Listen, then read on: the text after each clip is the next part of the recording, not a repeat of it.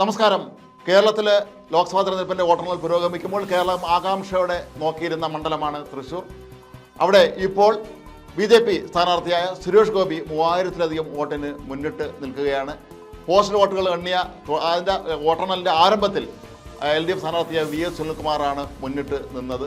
ഇപ്പോൾ ഏതായാലും സുരേഷ് ഗോപി വളരെ വ്യക്തമായ രീതിയിൽ 3000-ലധികം വോട്ടുകൾക്ക് മുന്നിലാണ് എന്നുള്ളതാണ്.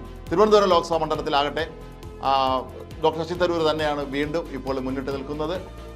പൊന്നാനിയിലും മലപ്പുറത്തുമെല്ലാം UDF സ്ഥാനാർത്ഥികൾ മുന്നിട്ട് നിൽക്കുന്നു.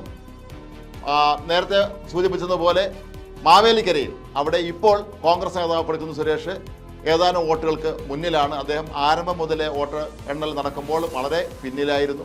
ഇപ്പോൾ ഏതായാലും പിടിക്കുന്ന സുരേഷ് മുന്നിലെത്തിയിട്ടുണ്ട്. കൂടാതെ കേരളം വളരെ ആകാംക്ഷയോടെ നോക്കിയിരുന്ന മറ്റൊരു മണ്ഡലമാണ് വടകര. അവിടെ ഇപ്പോൾ ഷാഫി പറമ്പിൽ തന്നെയാണ് മുന്നേറുന്നത്. ഇടുക്കിയിൽ ഡി കുര്യാക്കോസും കൊല്ലത്ത് NK പ്രേമേന്ദ്രനും വളരെ വ്യക്തമായ ലീഡ് നേടി കുതിക്കുകയാണ്. രണ്ടുപേരും വളരെ മികച്ച ഭൂരിപക്ഷത്തിൽ ജയിക്കും എന്നുള്ളത് ഉറപ്പാണ്. ദേശീയ തലത്തിലേക്ക് നമ്മൾ കടന്നു ചെല്ലുമ്പോൾ അവിടെ ഇപ്പോഴും ദേശീയ ജനാധിപത്യ സഖ്യത്തിന് അതായത് NDAയുടെ കുതിപ്പ് തന്നെയാണ് തുടർന്നുകൊണ്ടിരിക്കുന്നത്.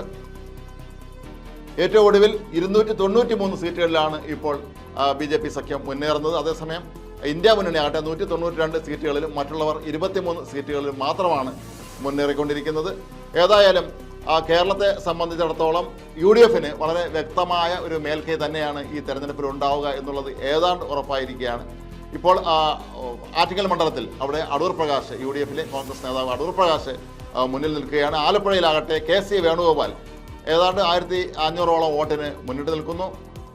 വയനാട്ടിൽ കോൺഗ്രസ് നേതാവ് രാഹുൽ ഗാന്ധിയാണ് മുന്നിൽ. ഇപ്പോൾ വീണ്ടും മാവേലിക്കരയിലെ ഫലം മാറി മറിയുകയാണ്. അവിടെ വീണ്ടും ഇപ്പോൾ LDF സ്ഥാനാർത്ഥി മുന്നിട്ട് നിൽക്കുന്നു.